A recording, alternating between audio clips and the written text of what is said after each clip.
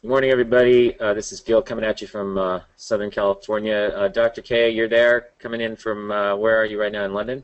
In London. Very good. Anyways, I'm assuming everybody can hear us. We wanted to hang out and let a few more people get onto the webinar before we started. But, you know, the bottom line right now in the market is you're kind of in this chop zone. We have a sell signal from, what was it, June 7th, Dr. K, on the market direction model? Uh, no, was it June 7th? Hold on a second. Most recently. It was on this rally here. It's either the 11th or the 7th as I see it. It was the 7th.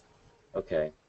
Yeah, so we're down a little bit from that, but nothing really too big here. What you basically are in this little chop zone about 1 week long. You can see it here over the last 1, 2, 3, 4, 5, 6 days, and so you're hanging above the 200-day moving average. And it kind of seems like the market's waiting to see what's happening, as if they're waiting to see if the Fed is going to act, if Europe is going to fall apart, and basically whether Spain and Italy start to really become a big problem. I think Spain probably already is a big problem, mainly because they're too big to fail and too big to save, and you heard that a lot in the media, and I think that's pretty much true. And by getting a bailout, what they're essentially doing is cutting themselves off from the private debt market, and I think that creates a problem. So the question is, when does all this catch up with the market, or do we just get eternal QE? So right now what you're seeing here is you have this pattern of volume increasing every day over the prior 3 days. So Monday we had an increase in volume on a reversal, and that was pretty interesting because you had a big gap up in the morning, and the whole thing just kind of blew apart as volume picked up on the day. And then the next day, just to kind of confuse things even more, you had an increase in volume to the upside, so actually a constructive move to the upside. And there are a few stocks trying to perform well. We'll go through those in a little bit here. And then, of course, yesterday you pick up volume again, but this time you reverse back to the downside. You are starting to tighten up a little bit in here, so maybe what you're doing is just going to get real tight in here, and then somehow this will resolve itself one way or another. Dr. K, what are we on our fail-safe to the upside on the latest sell signal? We're looking like 2874. So That would somewhere be up in these. that would be the fail-safe at this current time. Of course, that fail-safe can change. It can get tighter or looser depending on conditions. Okay. Yeah, so you're kind of in this nowhere zone. You know, my own account, I came in cash this morning and looking at possibly deploying on the short side into a rally here. Nothing really starting to come apart or roll over, so just kind of watching this as it pans out. A couple of my targets. I think for the most part, you don't have to get too fancy here.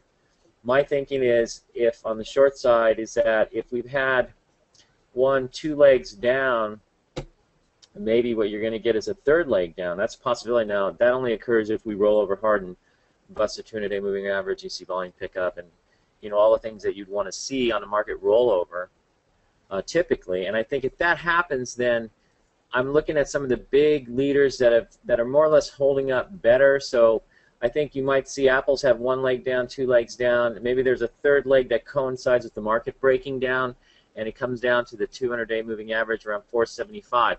And I would point out that from here to the 200-day moving average, that's only a 26% correction. So it's not as if it's out of the realm of just a normal correction and base building process for Apple.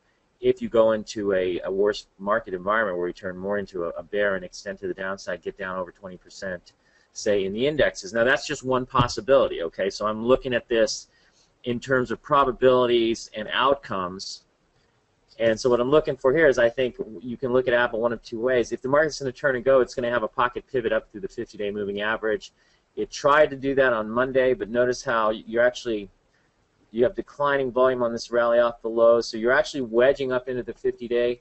It could simply need to correct that for a period of time by drifting in and going sideways mostly, and then coming out. That's one scenario. But if the market rolls over, my guess is they'll take some of these big leaders that have been holding up relatively better, and Apple, I think, has like a 96, 97 relative strength right now, so it is one of the better stocks in the market, particularly among the big cap, big stock, NASDAQ leaders, which I like going after something like that if it's going to be riding a downtrend, and that's how I would play it. But for now, the jury's kind of out on this right now, so keeping an eye on this. But one thing you do notice is the higher volume reversal after a wedging rally off the 50-day moving average Is that negative for the stock? It's not constructive, but it could also just simply spend some time correcting that and then moving higher from there. So right now it's kind of, if you're trying to short it, you're putting out a little bit here and maybe use a quick stop at the high of yesterday at the 50-day moving average. But I still think a lot of this is kind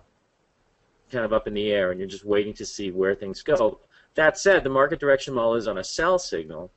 So what we know for sure is that we're in a downtrend. So if we're in a downtrend, your bias would be towards shorting rallies, typically. Of course, we're in a QE type of environment, so that throws some interesting spin, a little bit of curveball, knuckleball spin on the market, or rather lack of spin, as it tries to fake you out. And you can kind of see this even today. The market was looking ugly yesterday. Looked like we might come off more today, and I think the jobs number, the jobless claims came out, and some other data has been weak, and I think it brings into play the potential for the Fed to come in and do something. I think that's what people kind of watch for. Right, and also could catalyze the Greek elections this weekend that are being determined on Sunday, and that could also further spur central bank action depending on how those Greek elections turn out and the corresponding reaction. Right. Somebody just asked a question real quick, which I wanted to answer. That the CMG is like Apple, and I would say it's not really. It's under its 50-day moving average. You haven't really seen a big pickup in selling volume in the stock, although I do agree it's weak. And it looks like, I'd like to short a rally into the 50-day on CMG, possibly same way I would Apple, but I'm not so sure they're exactly alike. Apple's actually performing a little bit better. So on a relative strength basis, I'd see Apple as being the stronger of the two stocks. But that said, I think you could see it break down to the 200-day moving average if the market rolls over. And I think that's pretty much what you're left to, Anyways, let's go through gold. I think gold might be telling us that there is some sort of QE. Notice you ran into resistance into this area of congestion here. And the 50-day we break down, don't quite fill this gap. You're actually a ways from filling the gap. But you do come down and then you drift right back up on volume. So our view right now is with gold and silver, you might look for a breakout. Let's see if you drew a line across this peak here. That's kind of how I'm looking at it. If you had a big breakout through that, that might be constructive. It could also cause a pocket pivot off the 50-day, and you notice here's the 10-day moving average is running up and catching up to the 50-day moving average. Dr. K, what would you like to see to cause you to come back into gold? Well, either a viable gap-up situation. We had one off the bottom a couple weeks ago, and something like that is bodes well for the overall basing pattern. If I saw a pocket pivot, I don't know if I'd get all that excited, just simply because it is in the middle of a long basing pattern here. So I need to see stronger action on the price volume part of gold to make me more interested in getting back in. Yeah, so while there isn't a lot of impetus to be jumping in here to ride a big trend in gold, thinking there's more time for that to set up, one thing to notice though is that I would say you probably have a low in here. I think the odds are you have a low in here based on the fact that you have 3 waves down in the weekly chart here at the GLD, and now you're trying to come back up. But this may take a period of time to work itself out. So, but today I think we've got gold. Let's kind of drop this down a little bit over here, and we've got gold up here on the futures, holding up. You did have a pickup in volume yesterday on the futures. I noticed that open interest has been picking up. I think in the August contract. I think it's up to 220 million contracts at this point or something like that. But in any case, it looks like it has picked up sharply recently. And probably a lot of that is a hedge against Europe. Here's a question for you, Dr. K. Does the market direction model or the TVIX model take into the expected volatility of events over the next few days, the Greek election, the Fed meeting? If not, should one adjust strategy to take that expected volatility into account? Yeah, in terms of position size, definitely. If there's some important events like the Greek election that's going to happen on Sunday, that could create a gap up or gap down situation on Monday, and you should position size your UVXY accordingly, or any 3 times ETF based on any of these models. You should make sure that your position size is not beyond your risk tolerance levels, knowing that there are some very seminal events taking place in the near future.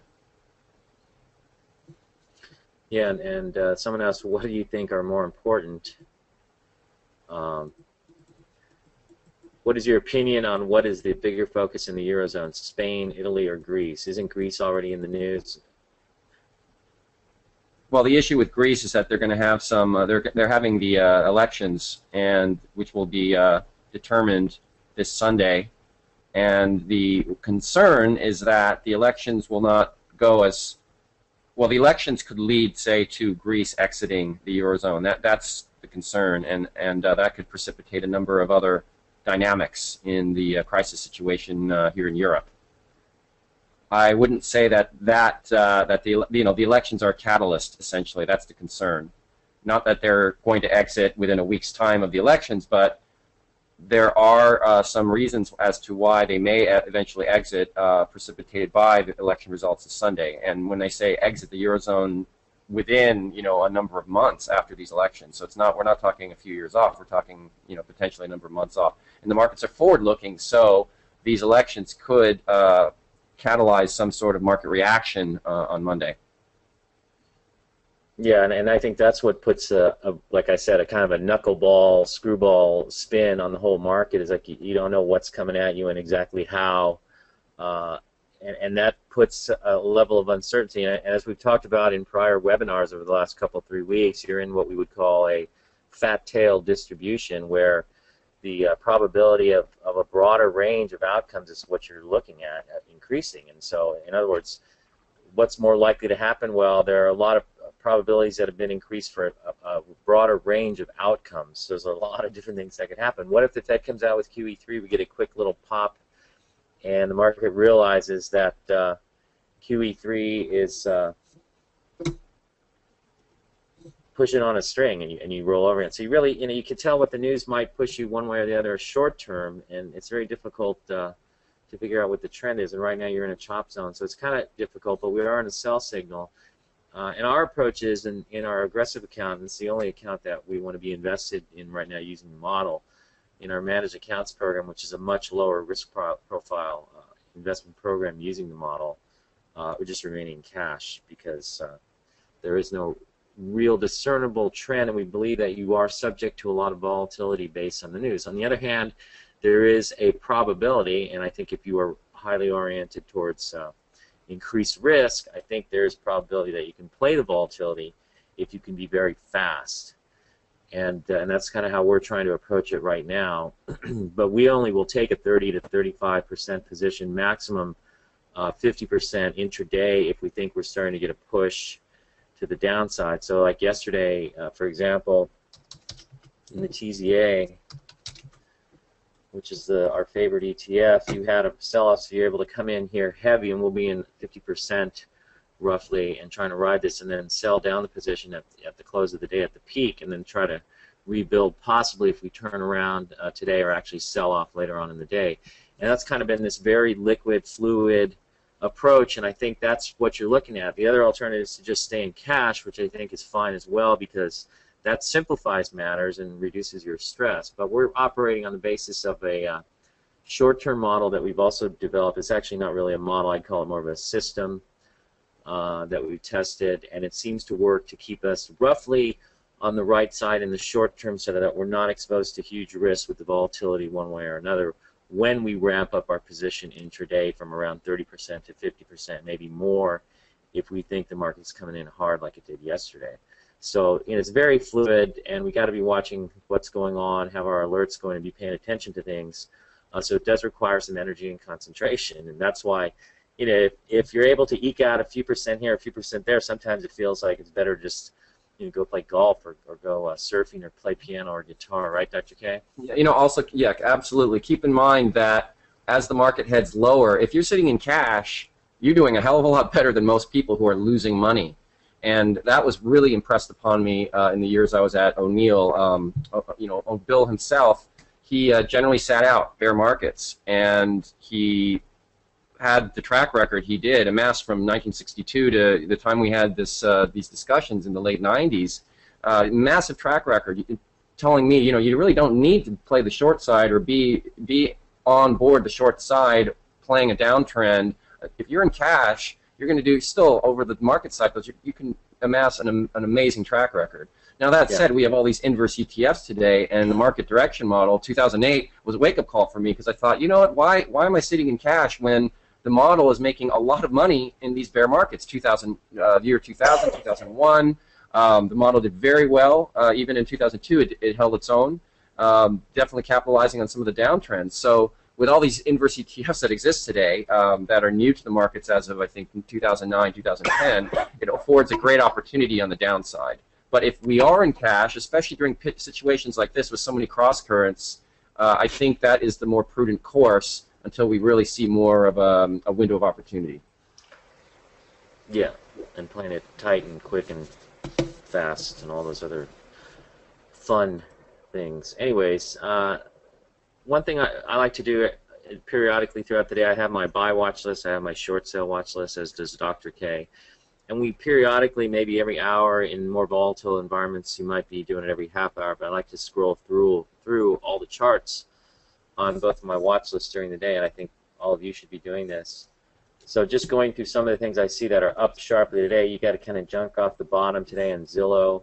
Family Dollar, which we used to refer as Family Dog back in the late 90s when it was all about internet. This thing's pushing really hard and gapping up, and I think it's a little bit too extended for a viable gap up. Is that, Dr. K? Up in this level, I wouldn't be buying it up here. I mean, you could potentially have bought it at the open when it had the gap, but again, this is a market environment where it's just if I'm going to buy any stock, it's really got to be a true leading stock, and I don't see FDO as being a true leader. It's doing very well. It's not doing anything wrong in the charts, but I really want to be selective in terms of any stock that I would select to go long in this environment. Yeah, I think the discount chains, I think, are doing well. I noticed Costco also is doing well today. A little bit of a pocket pivot type move, maybe. I don't know. It was running at higher volume levels. It has to be higher than this day here, I believe. Let's see, 1, 2, 3, 4. It's got to clear about 3 million shares. Clear, but it's giving up a little volume so far, and so it's not really happening. But you can see it is trying to move higher. I even noticed Home Depot in this sort of very V-shaped cup of handle on the daily charts. It's acting okay.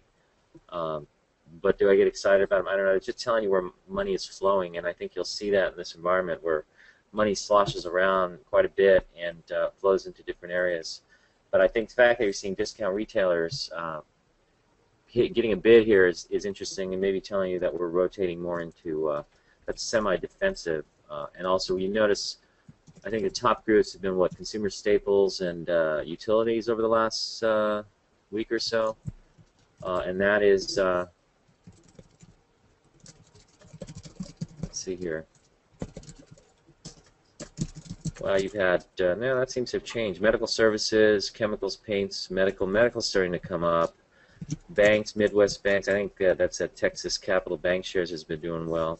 But I noticed over the weekend you had defensive groups doing well. So there is a little bit of that flavor in the market. Here's Bally's, and it's just hanging out in the base, but it's up nicely today. But it's just part of the volatility. This one, though, is doing better. SXC Health Solutions, also the company they're buying, CHSI, is moving higher. Trying to issue a pocket pivot buy point off the 10-day moving average. We're kind of keeping an eye on that right now. We'll see how that pans out. Biomed, this one's too volatile for my taste, but it stays on my buy list. Biogen is acting well and trying to move to all-time highs here. Buffalo Wild Wings under the 50-day. Notice it's been living under the 50 after this failure, so I'm not so sure this one's going to make a comeback here. We'll see what happens. Zoomies, some of these are shifting around on me just to screw me up. It's trying to hang out in a base here, and it's acting okay, but holding the 50-day, nothing thrilling. NetSuite has been trying to build a base and is trying to come up the right side. Nothing thrilling there either. PCYC, this one's been doing really well, and some of you mentioned it a while ago. Another biotech, and there are a bunch of other biotechs. I noticed this Arena Pharmaceuticals, a little thin thing, but it's moving along. And Cyclone is another one that's been moving along. And these guys actually have real earnings. I don't know why the price isn't higher. There must be something wrong there. But in any case, you're starting to see some of these improve. So just continuing through here. Let's see. I want to do this quickly. What do I like? We don't really care for this. LinkedIn is interesting because it's starting to move. But notice that Facebook is also starting to move off of its lows, and it's now above the 10-day moving average. Some of you may have seen me on Fox on Monday morning talking about how the stock could be viable here off of the 26, exactly the 25.50 low. It's always possible it could retest that low. I'm going to guess so that it's building the bottom of some sort of base, and if the market turns and we see an improvement or a follow-through day, then I think you're going to see Facebook continue higher. I mean, you're looking at these guys have $8 a share, roughly in cash right now, and the stock's trading at 27.80, I think, right now, and so it's acting pretty well, and it's just kind of gotten overdone on going from overloved to overhated. So this is something of the eBay precedent in 1998. Not exactly the same, but in a lot of ways, the idea that something is overvalued and it starts to sell off and everybody hates it and then give you 5 million reasons why. And they all sound like great reasons. Somebody wrote an article that Facebook in 3 to 5 years will have disappeared, much as Yahoo has. Okay, I don't have access to that particular crystal ball, but if everybody's so sure this thing is done, then I'm guessing it probably isn't. But I'm watching this. I've been trading it a little bit off the lows, but for now I'm hanging out and would like to see it. At this point, you've got the 10-day moving average below. You could get a pocket pivot, and you would have to see volume, I think, higher than this day right here, which is 42 million shares, a little over that. So we keep an eye on that, okay? And I think you're seeing LinkedIn act a little bit better here.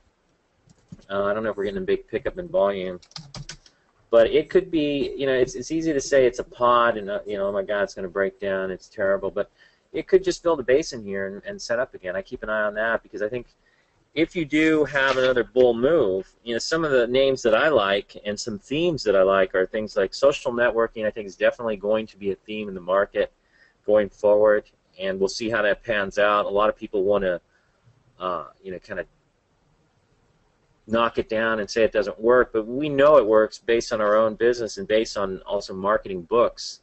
Our publisher insists that we have a social networking presence and sites up on Facebook and Twitter and whatnot, right, Dr. K? I'm sorry, you blanked out there.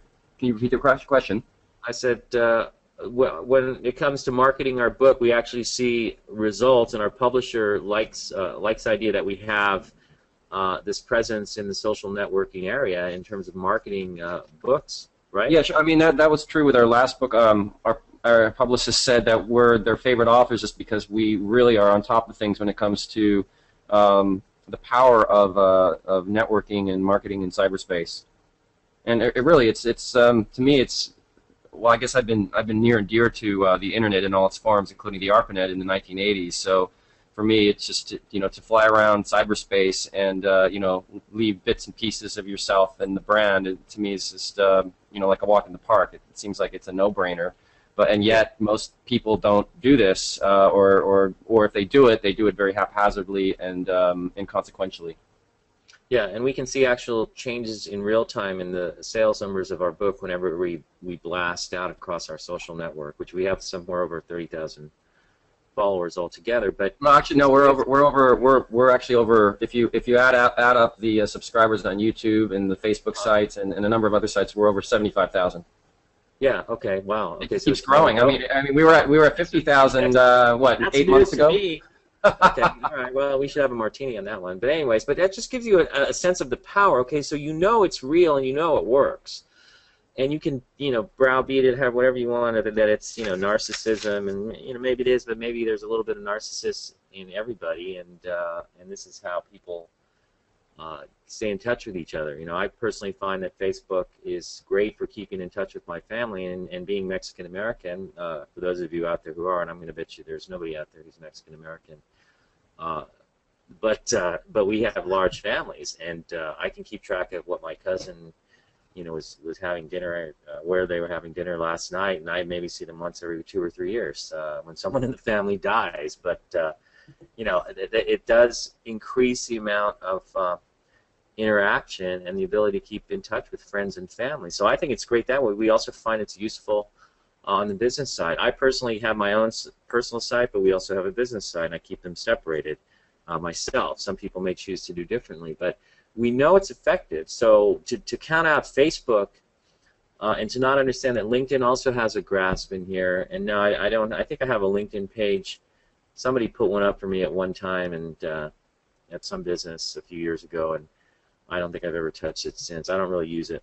Yeah, 2009, I created one for you for Gilmo and Co.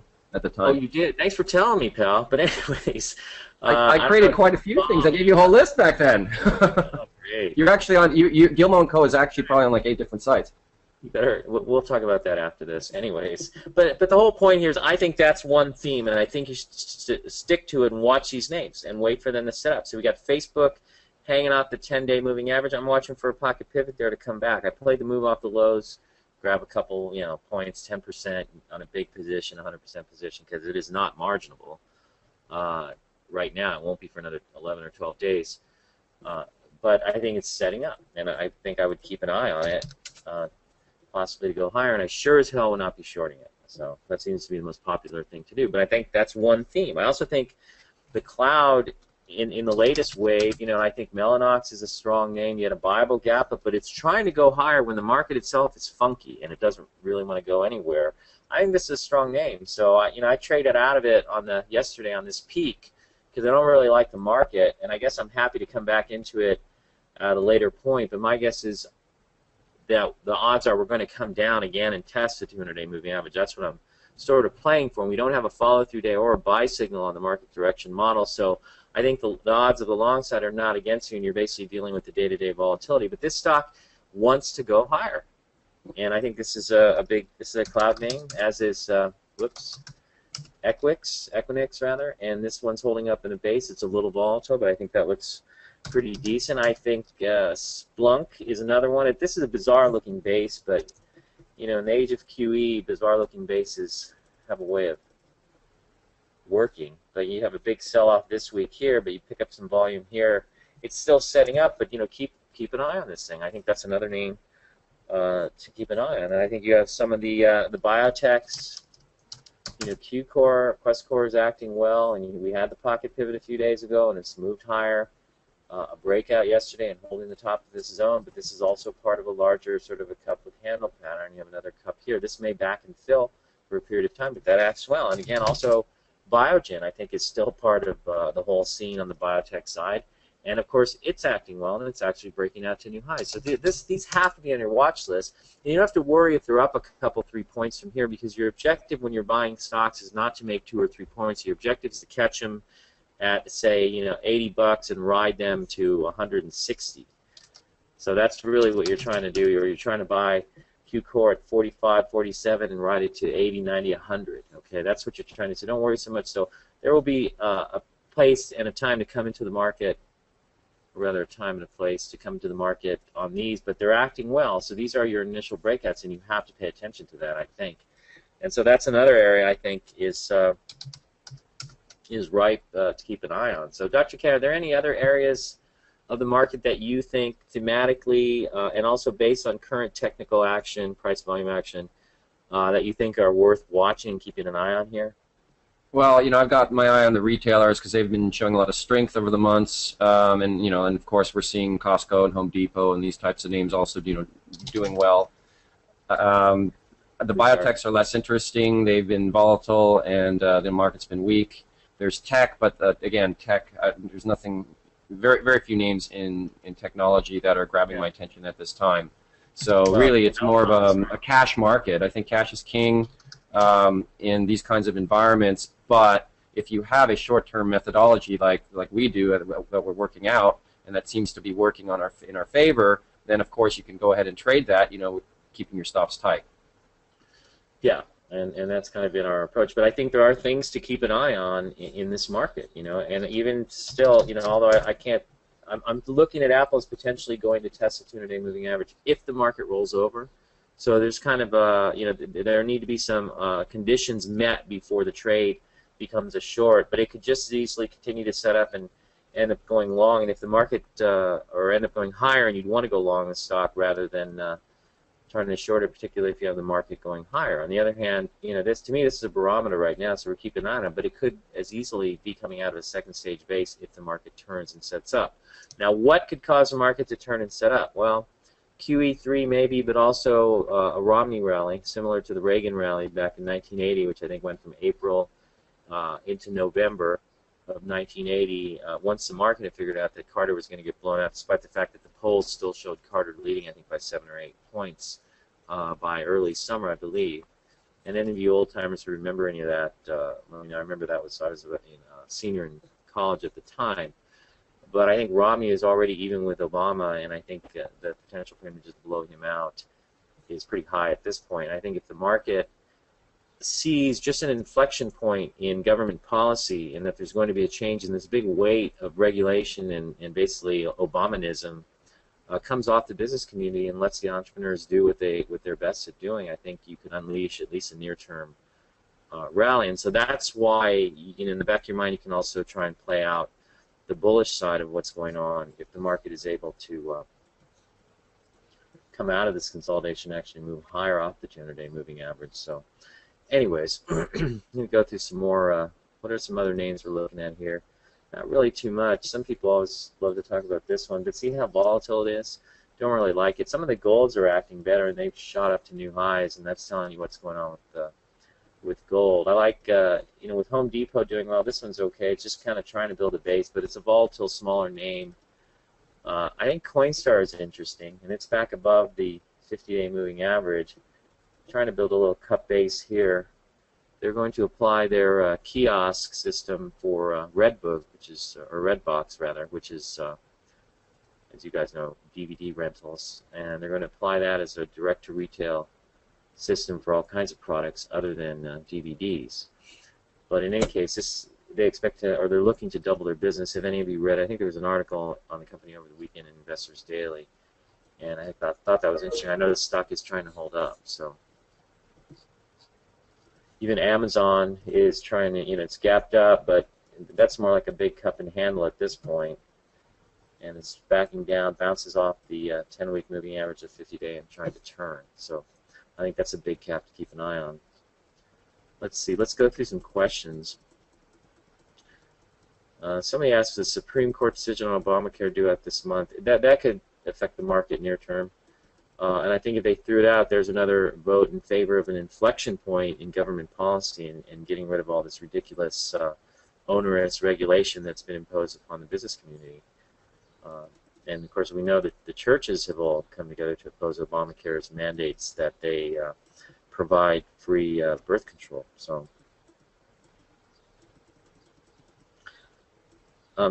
somebody asks, would you buy SXCI today, even though the market direction model is on a sell signal, Dr. K? Which was the ticker symbol? SXCI. It's up on my screen right here. SXCI is, I'm looking for the pocket pivot. It needs 1.1 million, at least, about 1.2 million shares to trade today. And it's had a Bible gap up several weeks ago. It's a good-looking stock. If it has a pocket pivot, we will probably send a report out on it to subscribers. It's we're watching it. Got a really good fundamental base and all. So I would say this is a potential leading stock. Yeah. Somebody asked, PCYC has a negative. Well, they have negative earnings growth, but the thing is going nuts because of. Something is on the come there, so that's really what's going on. So it's one of those biotech situations. A lot of times biotechs can be moving just on the basis of a potential new drug and what's coming down their pipeline. UNG, I'm not a buyer here, so I don't know. Why are they going up? Because demand is increasing. Why are they going up? Some news event. I don't know. I don't really pay attention to natural gas. We're looking at Questcor. We went through that. Cirrus, it's holding up in a base. It's okay. Aren't these guys involved with Apple? Don't they make flash for Apple, Dr. K? I believe so, yes. Apple's one of their customers. Yeah, I'm going to let you talk about this while I go take a quick bathroom break. But somebody says, I follow the VIX, and when I see the market up and the VIX not really coming down, this keeps me bearish, as the market direction model suggests. What is your take? So UVXY and TVIX and VXX, these are all ETFs that are in trade in the same direction as the VIX index. And UVXY, TVIX, those are both 2x, 2 times ETFs. VXX is a 1 times.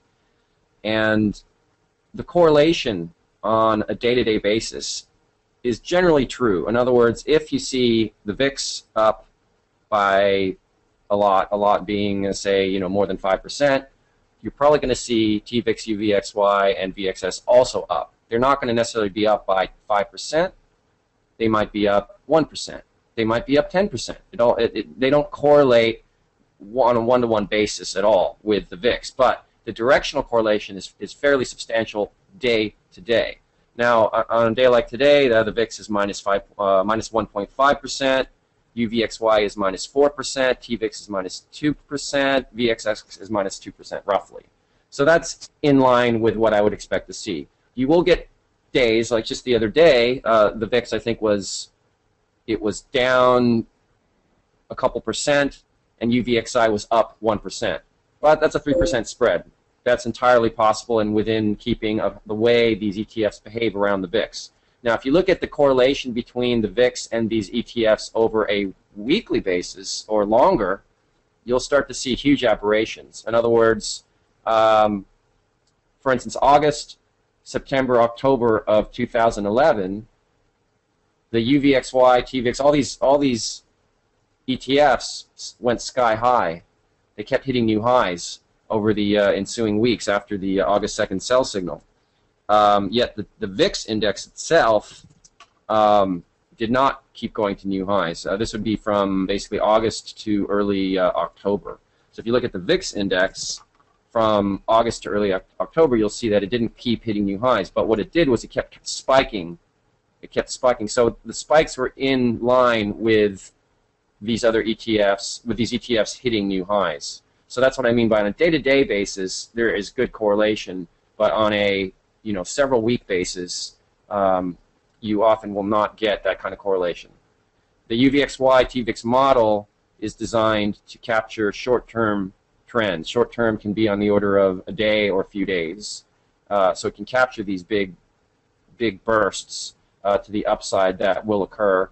On the other hand, if the UVXY TVIX model goes to a sell signal, it's anticipating an uptrend. And if we get a nice uptrend in the market, that's fairly. We've seen these uptrends, for instance, in late 2010. We also saw one earlier this year.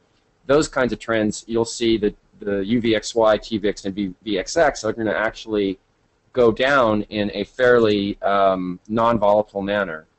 And a big gain can be made in sitting on that kind of piece. So the model can be used in, generally I see the two strengths are in catching a trend, an uptrend, where it just sits on the short side, or catching a burst to the upside where it senses the market's going to rip apart.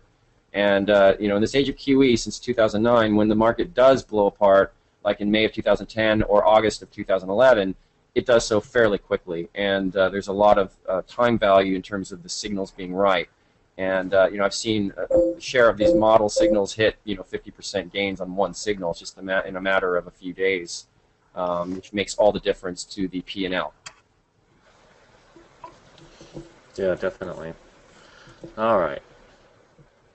Somebody asked, is LinkedIn a good short? I kind of went over this. I wouldn't be shorting it really. I'm not really looking at anything too committal right now based on the fact that we're in the chop zone in this market. So I'm watching it though. I mean, you're up into resistance here, but like I said, if we turn the market goes, I think that LinkedIn, Facebook become very viable potential longs on buy signals. So I'm not necessarily in the mood right now to short anything. Looking at some stocks, maybe CF, this has had some time to work along after the breakdown through the 200-day moving average, have some time to work along the 200-day moving average, and maybe it's going to start to break down. But it's trying to hold today. You had a pick up in volume, but it's not real heavy volume. So it's kind of like the market. This could continue to go on for a while and then maybe roll over with the market.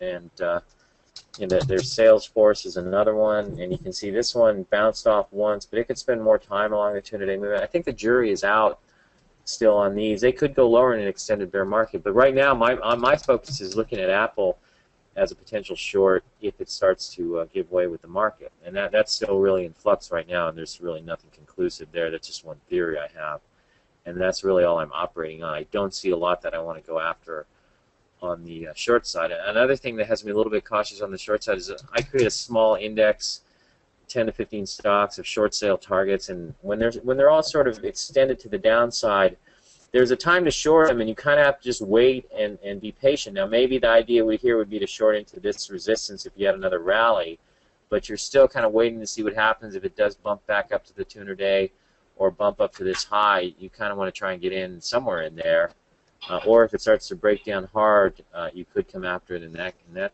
instance. But I'm pretty specific about what I'm looking at, and there isn't a lot. I think Google potentially could go lower, but it has undercut this low now. So it's in a position to bounce, I think, hard, and it could end up somewhere around the 200-day. It could fizzle out right along the 10-day or the 20-day. But all of that is still in flux. So I can't tell you one way or another whether you should be shorting this or that or the other thing. You can experiment a little bit if you're inclined to do that sort of thing. But as Dr. K says, there's nothing wrong with being in cash. So take some more questions here. Ulta Salon Cosmetics, a big gap up. Probably a viable gap. If it's holding the gap up, that's all. Right, Dr. K? Do you like that? You like this stock, right? It's one of your favorites.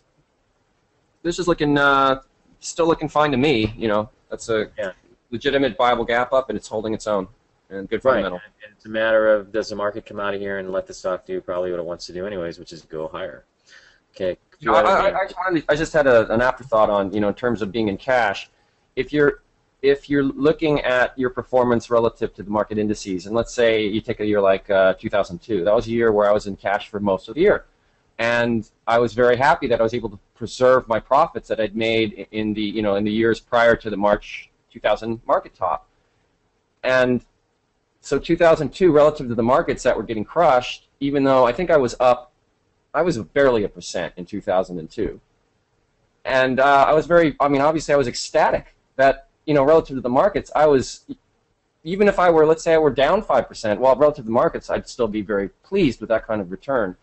Now, if you're actually short, and how I use the market direction model and use that, say, with just the triple Qs, I think they were the quadruple Qs back then I would actually probably been up something like 20-some% in 2002. So your spread, the performance spread between your account and the market, what the market's doing, greatly increases if you're on the right side of the market. But if you're sitting in cash, you're still getting a nice performance spread if the market is in the throes of a bear and moving lower.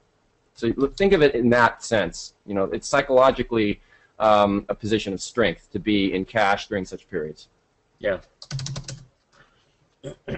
Netflix has basically gotten down to my target, so I wouldn't be shorting it here.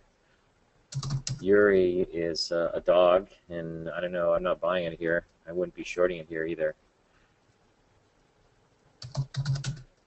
Win is way down there too. A lot of things are way down there. So, are they setting up in reverse flag patterns and ready to break out to the downside, or are they settling down and ready to stage reflex rallies back to the upside? That's kind of what you're looking at.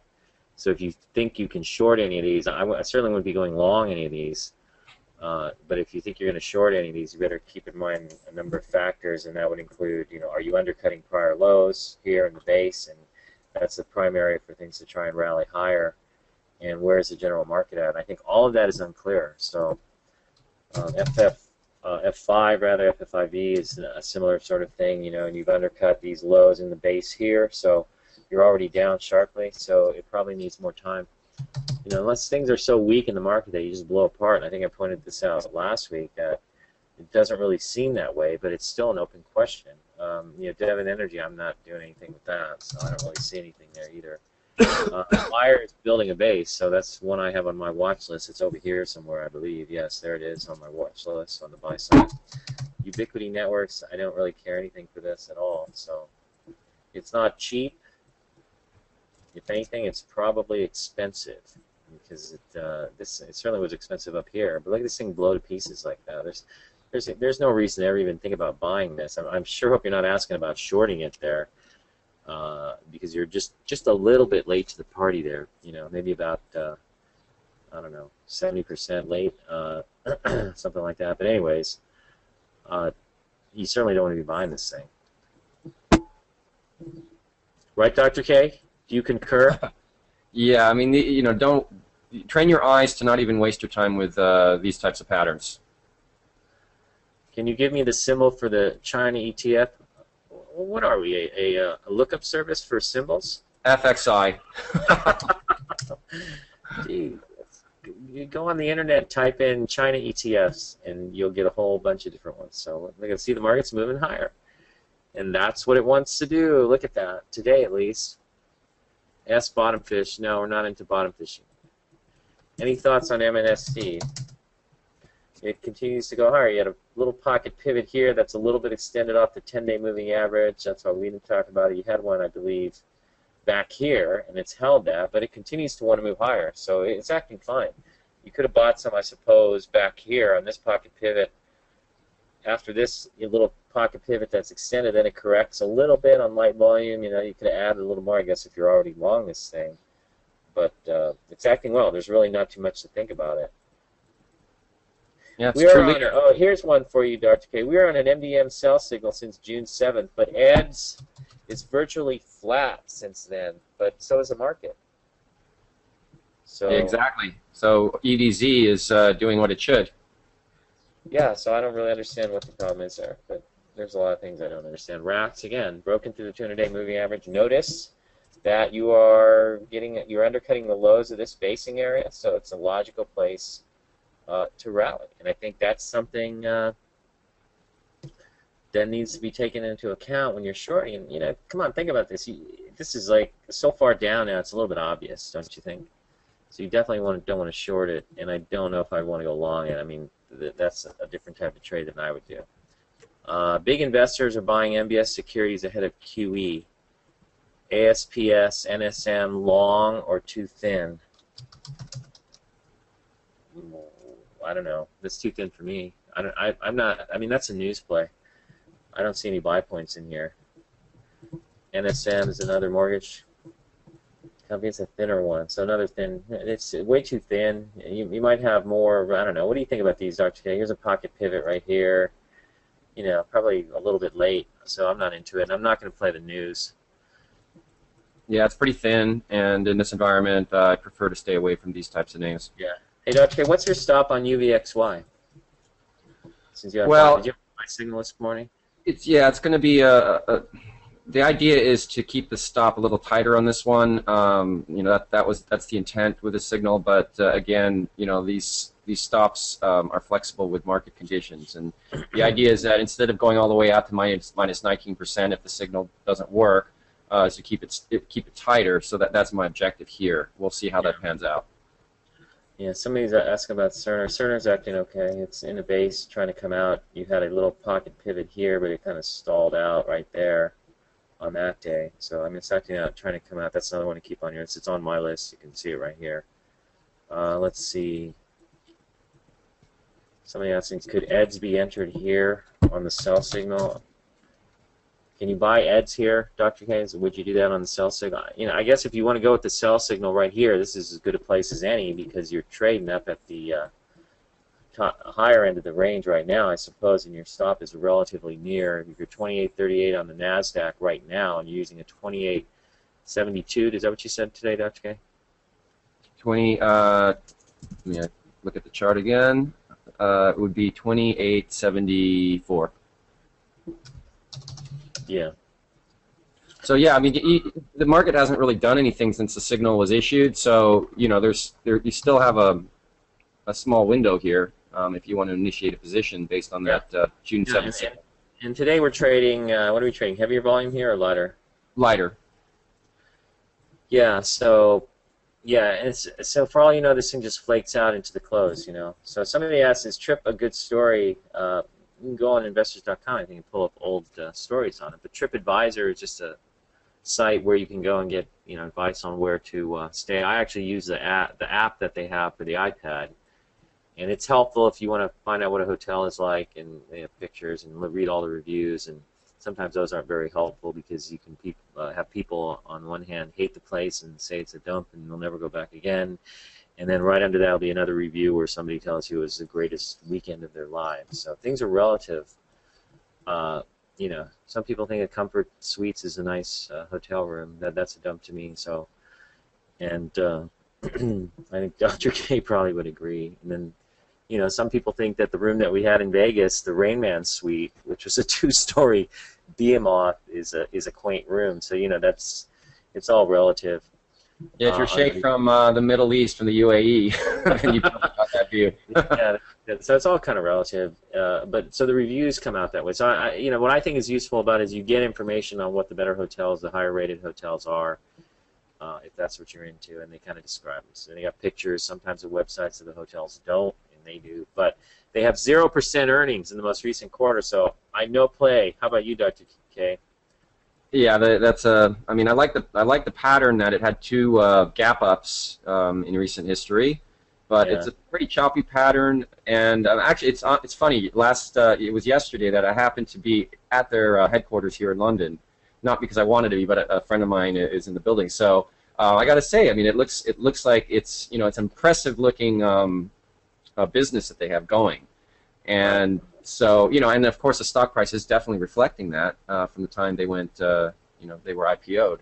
But, I don't like the stock enough in this environment to play it, and that 0% is a big turnoff in the latest quarter. Somebody must have come in late here because they're asking, is your portfolio 100% cash during this market correction? Which portfolio? There would be several. So I was talking about in terms of my own account, overnight, last night I was in cash, but I'm looking to possibly deploy on the short side here if this thing rolls over again. But we're pretty fluid. And, of course, we have a position in TZA, and we talked about that earlier, so I'm not going to go over all that again. I think watch the video replay. It's your mom, Dr. K. No, wait. Not according to my screen here. Coming up. So, do you guys recall the longest term in the past market trading where we traded off news headlines so predominantly, and how many months would that have been? You know, there's a lot of environments like that. If you recall, right around the January, February, March period of 2003, there's a lot of volatility based around, what was going on with Iraq and whether we were going to attack. And then even during the battle, when they halted the move into Iraq on the second day or the third day, I forget when it was, but that was a big deal, and the market sold off on that news. Also, I know Bill O'Neill told me that during the Vietnam War, the markets are very volatile and would be trading on whatever the news of the day was. So there have been other periods like that, and they're just volatile, and you just deal with it, one way or another, either by staying in cash and hanging out, waiting for a true trend to develop. But during that period, there were some good bull markets. I think 68, 69 was pretty good, wasn't it, Dr. K? 68, 60. Well, let's see. 66 was the market top, and from 66 to 74, the market just had this. It's pretty sloppy. Pretty tough environment, but I believe, I believe that there was a pocket of opportunity. 68. Actually, I'm going to verify this for myself here. We go back and we're looking at,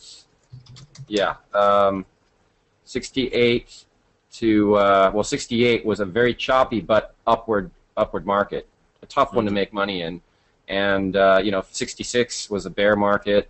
Really 67 to 68, the market went up, but in a very sloppy fashion. And I remember Bill O'Neill talking about how it was really it was a really tough environment. I think he had one of his steepest drawdowns that probably came to an end in 1970, when the market then finally did have a considered rebound. I think it actually had a fund there from like 67 to 71 or 72 that was netted down 52% after 4 or 5 years. Total return. So that was a tough time, and I think he started that fund during a tough time. I think 1 year though it was up 100%, and then after that it just kind of cratered. But that's how tough that environment was. And if you're overly aggressive at the wrong time, like I think in this market, if you're overly aggressive, you can pay for it definitely. So that's why we've kind of been tame in terms of implementing the model with a smaller position in the TZA or the TNA or whatever ETF we're choosing. We usually don't want to be more than 1x the market right now because of the volatility. So with the market against you, 1% today, less than that, you know, that doesn't really cause too much of a problem for you. You can sit through that kind of a pullback, but you know, it's pretty tough. Somebody puts 000 on it. What is that, Dave? What are you talking about? A bunch of zeros. Okay, what else? Let's see. Running through my list. No, I mean, you can kind of see what I've got on my buy list, and you kind of see what I like, and kind of keeping an eye on them. I still, you know, I dig Facebook. I wish the market would have a big follow-through day because I probably just would just buy it. On the other hand, if the market wants to roll over, I'm happy to short it. So we're kind of just sitting here light-footed and seeing how things go for the most part. Let's see, cores. Somebody says, any news on PSD, and I'm over here looking for PSD, and I finally realize what they're talking about, Portfolio Simulator, dude. I'll get to that. Cores either is building a base or topping. I don't know, but I'm not a buyer. So, and that's a sloppy-looking pattern. You like cores, Dr. K? No. Okay. Now, the interesting thing is my almost 13-year-old daughter was telling me, you know, we were talking about what she wants to do when she gets older, and she says, what I'd like to do is I'd like to start a retail company like Michael Kors Limited. And I said, what? And she says, yeah. She says she's apparently been buying the clothes for over a year now, and it's a high-end boutique, I guess, and it's actually, I think, is it for women or something? But she's almost as tall as my wife, so that's pretty much what she wears. But she's into Michael Kors, and she knew about it a year ago. And I really got ticked off. I said, well, why the heck didn't you tell me about it? If she had told me about it, I probably would have believed this a little bit more. At the time, I kind of looked at it when it had these pocket pivots, like, okay, a retailer, a new issue retailer, great, you know. But look at that move. But apparently she's aware of it as being a very hot retailer. So, you know, that's how Peter Lynch discovered legs back in, I think, the early 80s. That's right. His daughter? His wife. His wife, yeah. So, you know, so I've told my daughter now I want you to keep me abreast of all of the latest retail trends because she's on top of it. And she was on top of that long before I was. But in any case, that's it. Just something. Listen to your kids, people. So sometimes they know something that you don't, and you don't even know that it's that important. But all that said, all that babbling aside, stock doesn't look so hot. Heavy volume this week, closing in the lower end of the range, kind of stalling at the 10-week moving average. Doesn't look instructive on the weekly chart at least. Hey, Dave, I still want to know what all those zeros are that you put up there when you asked a question in the little IM window there. 000. What is that? Explain yourself. I know you're out there. Maybe his girlfriend preoccupied him. But in any case, let's see. What else? Anything else that's really exciting here? I mean, it's a short. I don't know. I really don't. It's tough to say. You know, like I said, CF maybe in here, possibly. It's starting to wobble a little bit. I think it's just turning red right now.